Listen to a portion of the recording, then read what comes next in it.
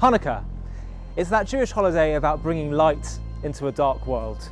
And Jewish people today are starting to feel that while we've always had ups and downs throughout history, today the world is starting to become a little bit darker for the Jewish people, with the rise of so much hatred and vitriol levelled against the one and only Jewish state.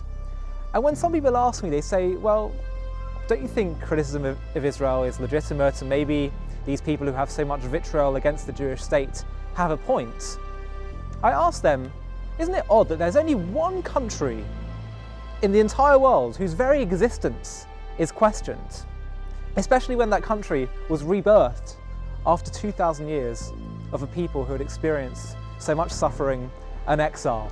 Is it possible, given that this hatred has constantly risen in every single generation, that perhaps that old hatred has something to do with what's going on today?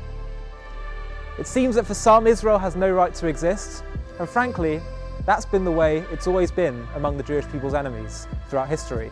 For them, the Jew never has a right to exist. So how do we find light in this darkness? Well, frankly, for me, the very fact that this anti-Semitic poison is rising again shows me that it's this relentless, almost spiritual force you'd expect, at least now, after so many years of suffering and persecution, the Jewish people would at least be cut a little bit of slack. But no, it's constant because it's a spiritual battle. It's a spiritual war which happens in every generation, as the Passover Haggadah teaches us.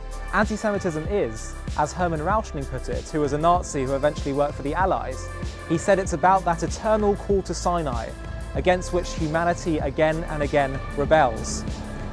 Anti-Semitism is a battle between those who believe humanity can and should be elevated, and those who want us to be nothing more than animals with no conscience. And therefore the way that we fight this darkness, as we have done throughout every generation before, is to continue to bring the light of Torah, of our values and our convictions to the wider world, and eventually we will wipe out that darkness.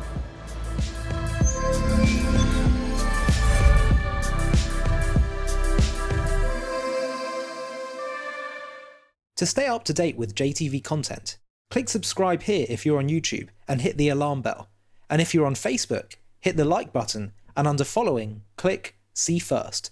If you enjoy watching JTV content and want to help us continue to grow, please consider making a donation to us by clicking here.